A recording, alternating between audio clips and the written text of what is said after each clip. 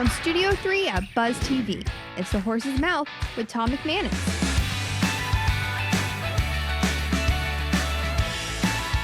All right, time once again for The Horse's Mouth here at Tommy Mac's at my bar, of course, where everybody's welcome to have a seat and get a chance to tell their story about what they're doing out there. It's Biz Champions time. That means Major Harding's at the bar. We always love having him here. Our show brought to you by Foodies Care, a great organization helping the homeless and the hungry all throughout Northeast Florida. Make sure you check them out, and great to be a part of Client Focus Media. We're going to talk a little financial planning. We're going to talk a little executive protection. We're going to wrap it up in a nice bow. We're going to have a good time. The men are here. The men are here, so let's welcome in the men. Prescott Rowe's up first. How are you, my friend? Long time. Yeah, seriously. We go way back in the radio biz, back in, probably 20 years. Yeah, I think it's closer to like 25 at this point. 25 years. Yeah. Well, you're looking good, my man. Thanks, I know man. you've been in the financial world for a long time. You've been a certified planner for about 10 years, you said. Merrill Lynch before that. Was that right? Yeah. I asked you if you got into like financial stuff. I use a different term off air, but as a kid, like what got you started? You said, yeah, I was always into that kind of thing. Yeah, absolutely. I mean, I got started at a young age. My grandparents really started me young on it. Okay. They always kind of stressed the importance on being fiscally responsible, and so I did really well in a stock market challenge in elementary school, and they let me kind of manage a little bit of my college money. So that got the bug started on it, and I haven't looked back since then. Okay. What's your core belief, if you will, in whether it's retirement planning? Don't mind that. Whether it's retirement planning or just overall financial advice, what's your core belief? Yeah, if you have one or two. So like being a certified financial planner and a certified plan fiduciary advisor, really it kind of is focused on long-term financial planning for individuals and businesses. Okay. It's not just trying to like pick the best stock or look at something from hey, I'm going to buy something and sell it tomorrow. It's really kind of trying to look at that 10, 20, 30-year time horizon. Long-term investment. Exactly. Patient money. Absolutely. I would agree with that wholeheartedly. Yeah. And so, there's a lot of different things that people don't really utilize when it comes to their finances. Do you like the IRA Roth? Oh, yeah, Yeah, absolutely. that's a big one, isn't it? Roth money's great. Yeah. The Secure Act just opened up 529 to Roth rollovers. Oh, really? Okay. There's a bunch of different tax beneficial stuff that you can do. But really, like I say to my clients all the time, it's just as much important on looking at the tax consequences as what your investment returns look like. Yeah, so, absolutely. Yeah. So if you're looking for a quick hit, don't call Prescott Rowe. In it for the long run. It's like commercial real estate, right? You're not jumping around. You're invested for long term. Long-term right? relationships. All right. That's what I like to build. Tortoise in the hair, right? Tortoise in the hair. Great to see you again, my friend. Thanks for taking the time. All right, Nathan Watts is here from Black Tier Executive Protection. How are you? Thanks for the not so hard handshake. Oh, yeah. What's up, my man? Good to see you. So, first of all, thank you for your service. You were part retired military from the Navy, so thank you for that. You're an MMA former fighter. You're an MMA coach, and that's your side hustle. But you have a Black Tier Executive Protection Agency. Tell us about it. Yeah. Please. So what we do is basically go out, work with the principals. We always do pre-advance, advanced work, route planning. There's a lot that goes into executive protection. People just think bodyguard. It's not just bodyguard. Yeah, right. There's a lot of admin type work, a lot of studying. If there's any known threats, anything like that. Venue, pre-advance any venue they're going to be at. Look for choke points, ingress, egress, hospitals nearby, route planning. Everything is planned out before the principal gets there. Wow. That's what we do.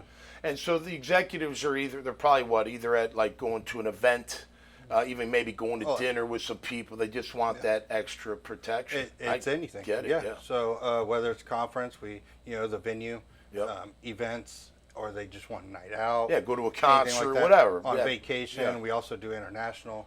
Okay. So it's everything. So Probably daily too, right? I mean, guys want to get home safely, get to the office safely, and then back home safely. Yes, exactly. And we don't just do executives. We do public figures, ultra high net worth individuals, government officials, everything in that area. Political advisors. I always, sorry to cut you off. I always felt like, like you take our Jaguar players. Yes. Yep. Right. like people wouldn't even know you're with them No. while you're with them. They would have no idea. I know because I've talked to a lot of you guys in the past. Like, Yes. and by the way, sometimes women make really good protectors They because do. no one's thinking that a woman's doing anything. No, that's just not me talking. That's just the reality of it, right? It's probably gotten better over time. There's some great women EP agents. Yeah, I bet. I bet there they're really is. phenomenal. You Absolutely. just don't know. So why wouldn't you have guys, or people like you, like, hey, I want to go out. I want to take my wife out, or I want to go out with the fellas, because we used to be able to go out all the time. We went out 4 nights a week out at the beach.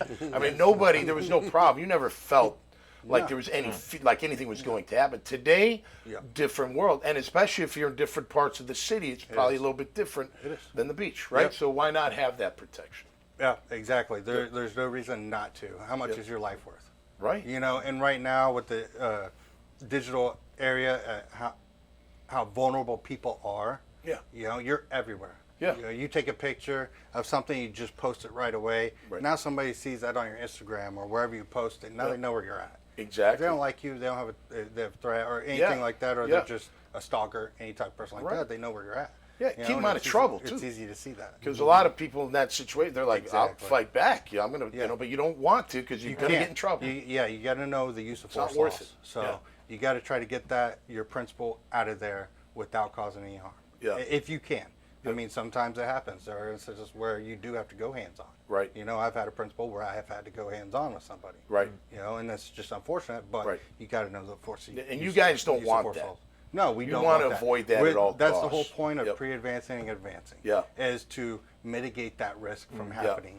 Right. So one of my really close friends from when I first got here in '95 has been in the rock and roll industry as a protector, a venue protector, and as individual.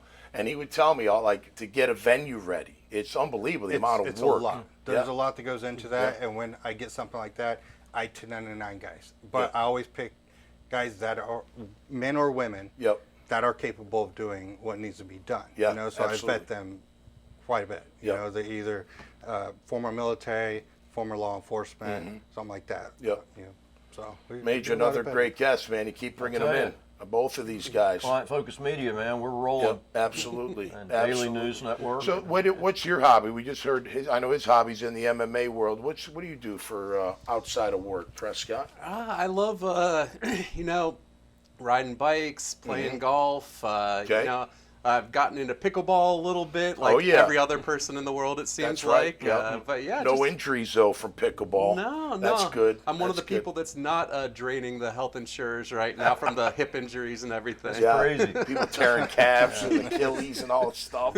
We live near Jarbo, and it's like you can hear the ting, ting, ting all throughout the night and all throughout the morning, hearing that little ball going back and forth. It is amazing how that thing has spread. How about like fishing? You like fishing, that kind of stuff? You an outdoor guy? Yeah, I mean, more hiking and like just enjoying, exploring, enjoying. I've been taking my kids on lots of like walks. We go out towards like the Black Creek area. There's so much like undiscovered land out here that it's all fun to be able to just kind of find new places in Florida. Yeah, absolutely. All right, Nathan. So you MMA, UFC, or Strike Force back when you first started, right? Yeah, years when you were a ago, teenager, right? 17. 17. 17. So how long were you training? When did you start I training? started training when I was 8 years old. Okay, I'm 38 now. Who brought you? Was it your dad, your uncle, your So brother? actually, How did it happen? who introduced me to the UFC was my stepfather. Okay. So back in the early 90s when UFC started, he started watching and introduced me to the UFC. Yeah. So I've just trained, and then Okay. that's kind of what started. And Were you a wrestler before that? No, but I did train wrestling for over 20 years too, just to help with the MMA. Absolutely. Yeah. But yeah, I mean, just growing up in a lifestyle I grew up, I just needed that outlet. Yeah. So. Absolutely. And it's a great thing for confidence. Very without good. a doubt. Very good for confidence, very good for stress relief. Yep. Just take care of your body. That's right. I always say, like, every kid should know how to defend themselves. They should. And especially not in women. you never my dad would always tell me, he would be like, look, there's always going to be somebody that can get you. He could have a knife, he could have a gun, he could just be a better fighter than you. Or whatever. He can catch you or whatever. You know what's been kicking my never butt? know. Yeah. Turkeys. Yeah. I've been. You can't get a I turkey. can't get a turkey, Dang, man. come on. You better go start training. Yeah, I need Yeah. to. There you go. Hey, But it is true. It just gives everybody a lot of confidence. Yeah, I've been doing private lessons for females too. Just to help them. For any attacks, anything that happen. Yeah. Basically, how to enter your car if you're at a grocery store. If you have children with it, what to look out for, different self-defense. And by the way, being good at golf, that gives you like an attitude, like you're good at golf. Like not everyone's good at golf. Hard. It is really hard. Golf is hard. I'm terrible. hard. I get asked. I'm like, you really don't want me. I'll tell a few jokes. We'll have some fun. Yeah. But I'll be shanking it all over the place. I spray it everywhere. I do the same. Listen, as long as you're having fun, that's the most important. That's the part. problem. I don't have fun. It's not fun to me. It's not fun. All right, draft night is tonight. How about that? Will you guys have the TV on, at least with the ticker going by? Will you watch it? 100%. Oh yeah, 100%. Sure. Yeah. What are you hoping for? Jags fan, I got to imagine. 100% Jags fan. What are you hoping for? Obviously we don't have a first rounder because of the Travis Hunter trade last year. Yep. Gladstone's been kind of a wild card, though. I wouldn't be I think they're gonna surprised. move up. I mean, we've got so many picks that I wouldn't be surprised if he moved around a little bit. Yep. That's why I'm going to be watching the whole first round and definitely watching tomorrow and on Saturday. Yeah, absolutely. Nathan, where are you from originally? Fort Myers Beach. Where? Fort Myers Beach. Oh, Fort Myers. Okay, so you're Floridian. Yep, How long you been up Floridian. here? Since 2017. Okay. Have you become a Jags fan? Were you a Dolphin fan or what? I became a Jags fan when I became good friends with some individuals that are high up in the Jaguars. Okay, cool. So, and then it's like, okay, started going to the games. Yeah. Now I'm a Jags fan. Good, good. Yeah, we'll take them all, man, right? Hey, 32 years. Gotta I know represent you. myself. I know you. What are you hoping for tonight? Like, do you hope he gets away into the first round? I think they're going to try to move up. I think so too. If depending who falls. That's what all these mocks, and trust me, I study mocks like crazy. I probably been through like 20 of them. Just looking at them, trying to compare. But that's fun. And what it is, it's a lot of fun. But you don't know how it falls. Like it can go so many different ways. Right.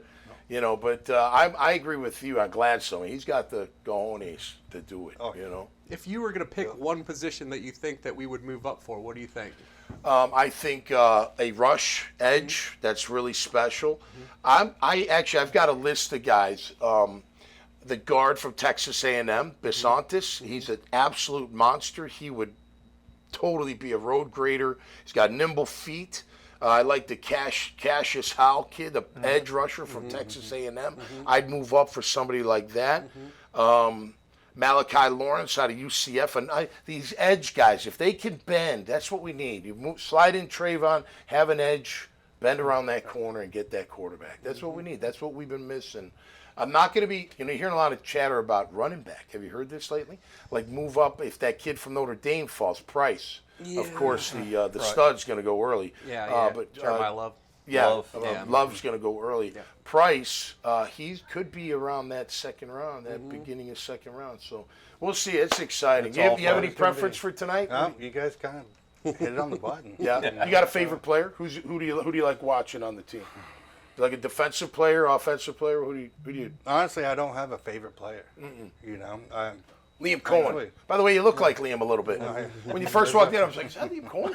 He's got to be busy, man. He wouldn't be coming around here before the draft. Actually, I do have if I had to pick somebody, and right now I'm drawing a blank on his name. He played for OU. OU is he plays for Tampa. Okay. From Oregon?